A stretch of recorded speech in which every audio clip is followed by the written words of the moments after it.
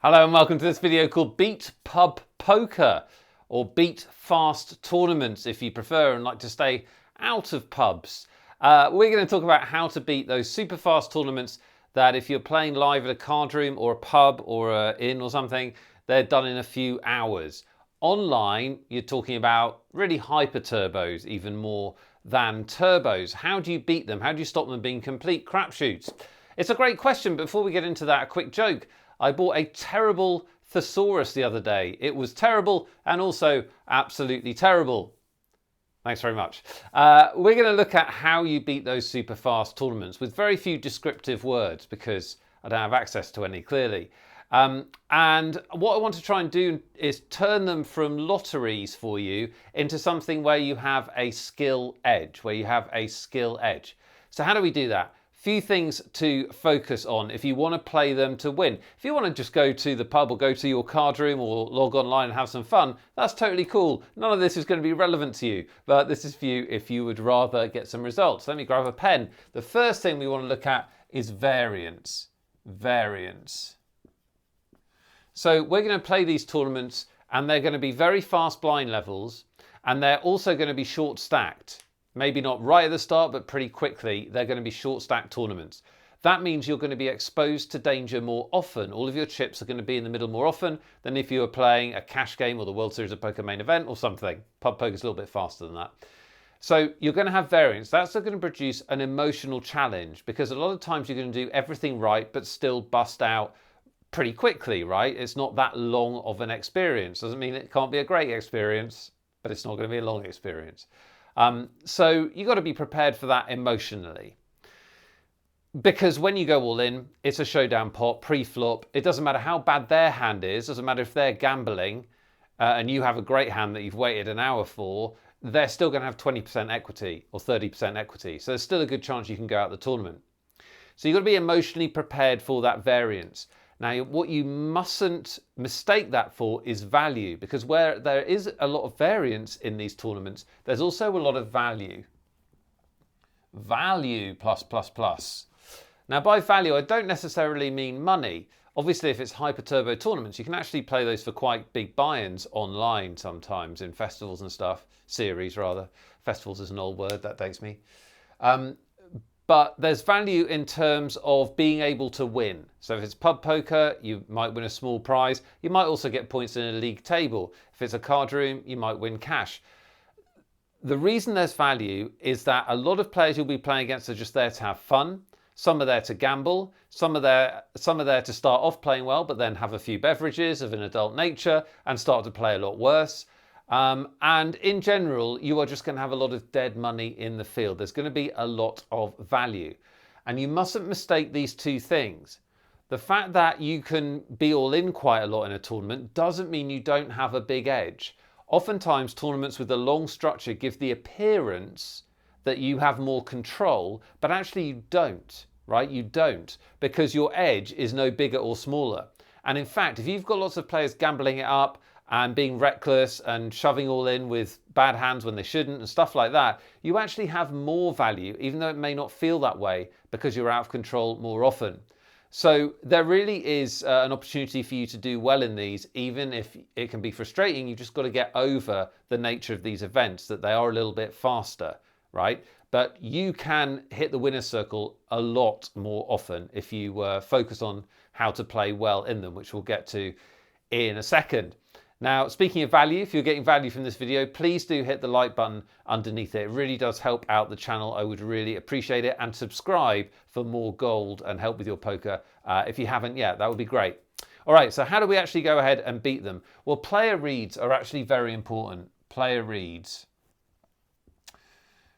And it can be tempting to think player reads are not important because the stacks get short and they are a bit gambly.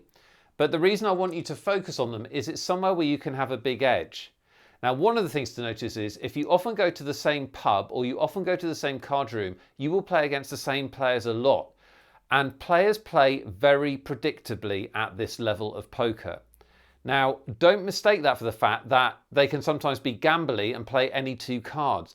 That in itself is predictable, right? If you know someone is reckless and plays a lot of cards, well, you've just got to call against them a lot more often because you have value there than you would against a tight player. That doesn't mean they're unpredictable though. And players at this level fall into very predictable patterns. So if you're watching and observing well and get to know these players, especially if you keep going to the same place, you can really have a big edge. Now online that's a little bit harder, but it doesn't mean that player reads aren't important. I recently did some training with Dara O'Kearney, who wrote a best-selling satellite book. And a lot of his satellite book is about maths and analytics and the decision-making required. However, he says the number one thing that separates satellite players is player reads. So even though he's playing a lot of short stack poker, thinking about your players, which are tight, which are loose, what their shoving ranges are, what their calling ranges are, you know, whether they're prepared to gamble their tournament when it gets towards the end of the night and we're getting towards the major placings, that kind of thing is absolutely vital. Attached to this is your image. Now, this is not so important online because a lot of times the players aren't as observant. But if you are playing pub poker or card rooms where you're going to the same place again and again, your image is going to become a deciding factor in whether you can get value or not for your good hands, whether your bluffs get through and so on.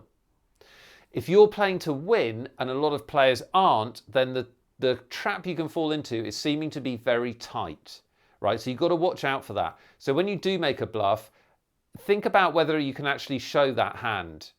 And I would only recommend doing this as if people perceive you as being a tight player. Occasionally show a bluff. Occasionally get involved in a pot where it's cheap to do so, just to make sure you're not sitting there all night drinking still cold water and not playing any hands. Because when you do get a hand, you're not going to get action.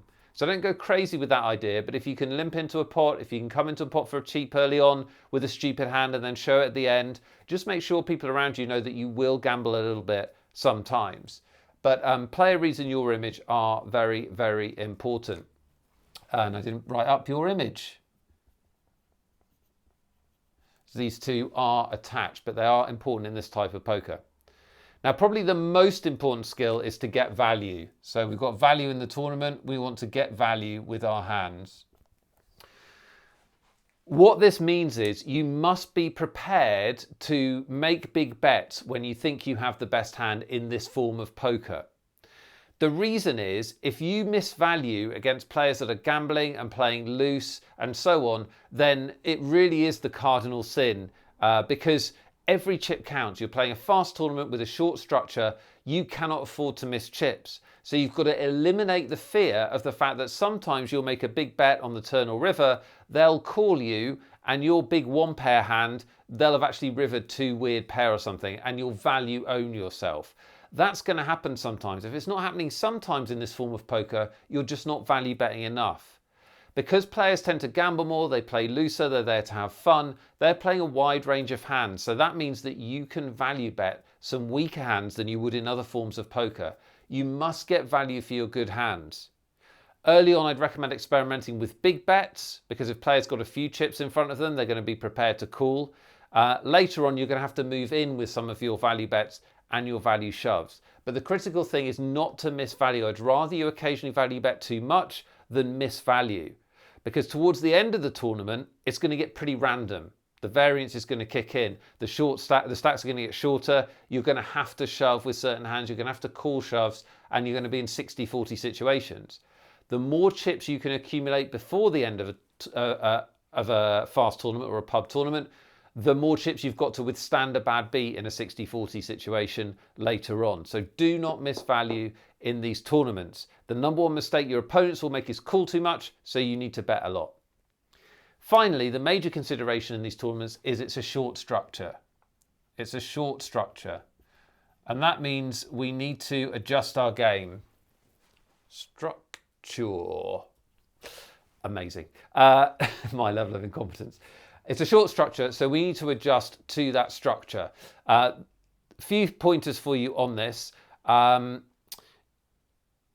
First of all, you're going to want to study playing shorter stacks. So you're going to want to look at push-fold charts. You can Google them very easily. This will let you know when you can go all in from what position with what blinds. Now you might say it doesn't apply in a pub or doesn't apply in a short tournament. It really does. This is just maths that you can use to have an edge in these situations.